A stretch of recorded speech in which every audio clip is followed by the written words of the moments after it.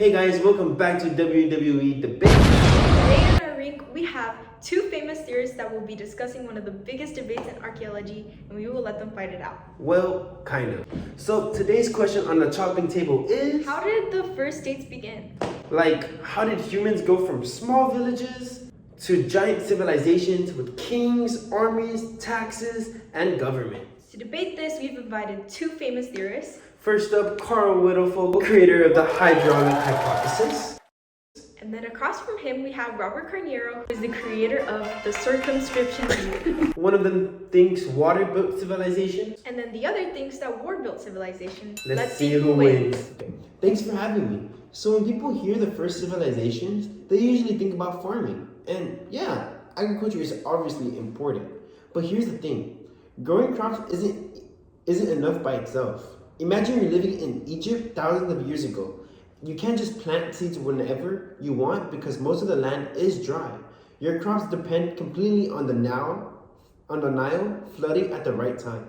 The same thing happened in Mesopotamia with the Tigris and Euphrates rivers.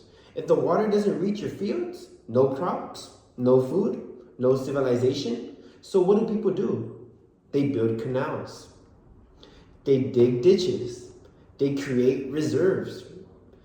But that's not something one family can build by themselves. You need hundreds, maybe thousands of people working together. And once you have hundreds of people working together, someone has to organize everything. What happens if someone steals water? You suddenly need rules. You need leaders. You need people keeping records. Eventually, those leaders become government. That's why I argue irrigation didn't just support civilization, it actually created centralized government.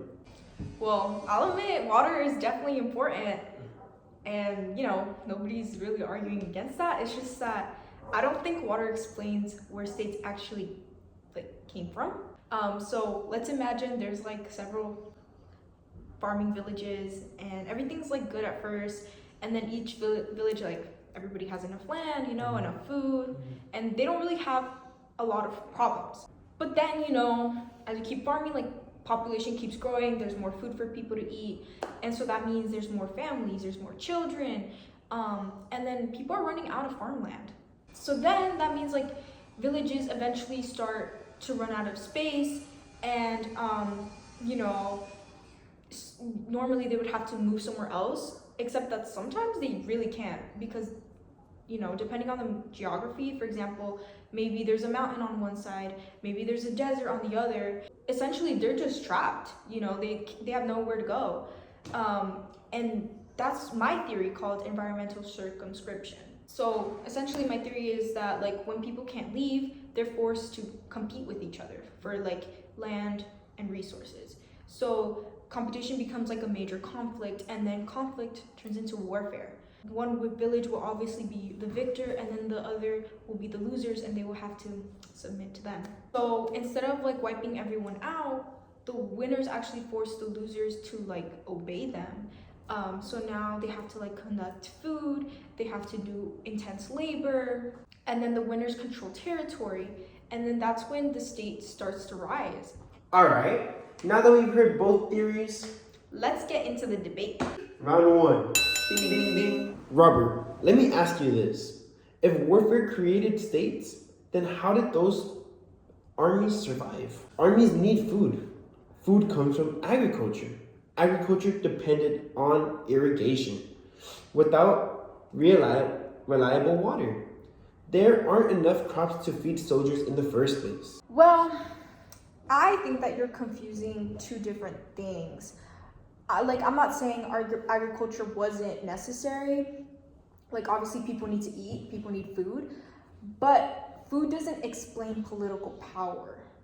So lots of farming villages had food and they never became states, So what makes a state different is that one group gains control or authority over the other. And that's where warfare comes into play. But you're skipping an important step. Someone still had to organize irrigation. Canals don't build themselves. Water doesn't magically flow where it needs to be. Even though large kingdoms exist, someone had to coordinate labor. That's already government. I personally wouldn't call that government. That's called cooperation. So people cooperate all the time. I mean, without creating states, like you need cooperation for survival. For example, neighbors help neighbors, families work together, you know, villages build things together. It's unity. And that doesn't suddenly mean that there's like a king that's collecting taxes. Round two. Ding, ding, ding. But cooperation grows. As irrigation systems become bigger, they become harder to manage. Eventually, someone has to make decisions everyone has to follow. That's how bureaucracy develops. Or maybe people simply select temporary leaders. That still isn't a state. A state exists when people don't have a choice anymore. And when someone can force you to obey them and to do labor and to do things for them. So that's the difference here. So, Robert, you're basically saying force matters than cooperation. Well, that's exactly what I'm saying. People rarely wake up in the morning and think, you know what, let's give all our freedom away, you know, to somebody else. History, in my opinion, doesn't work that way. I think states emerge because one group dominates the other.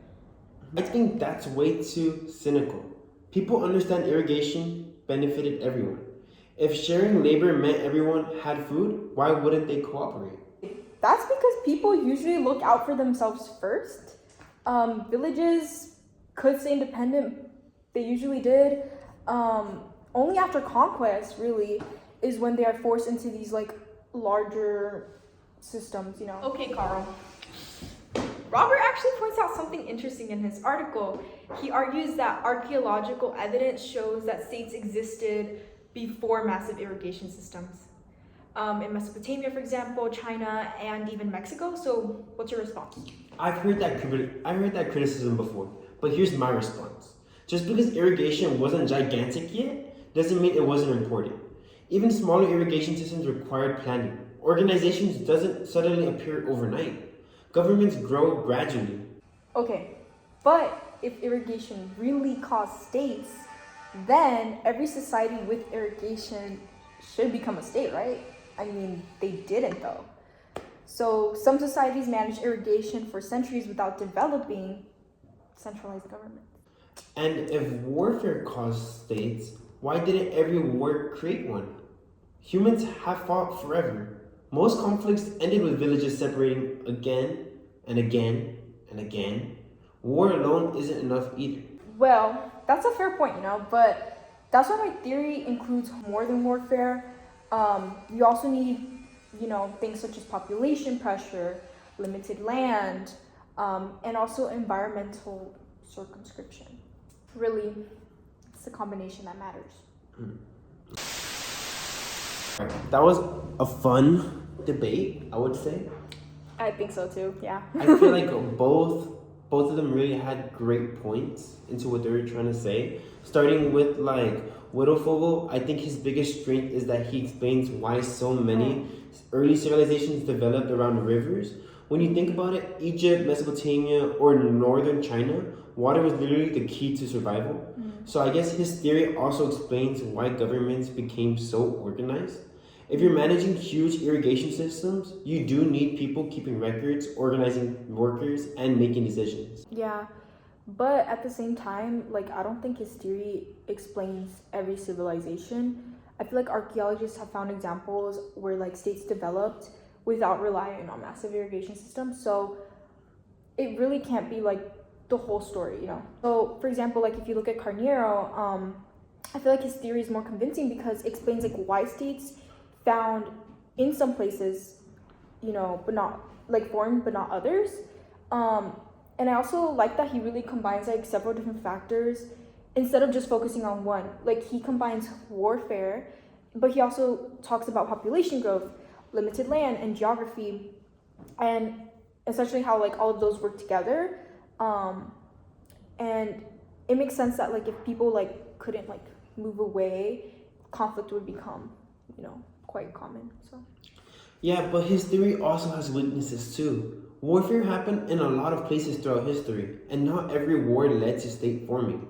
Some societies fought constantly but stayed politically independent. So war doesn't always seem like a complete explanation either. But if I had to choose, I would probably say Carnerio's theory is a little more convincing because he directly responds to evidence that challenges Widowfergo's idea. But honestly, I don't think either theory tells the whole story. It seems like more than the first states formed because several things happened at once. No, yeah, I agree. I feel like it's like a combination of like different factors. Like, okay, guys, so that's our debate. Was it water? Was it war? Or was it like a mix of both? Yeah. Archaeologists are still discussing that question today, which is why these two theories are still so important. So thanks for listening to WWE Debates. And we'll catch y'all next time.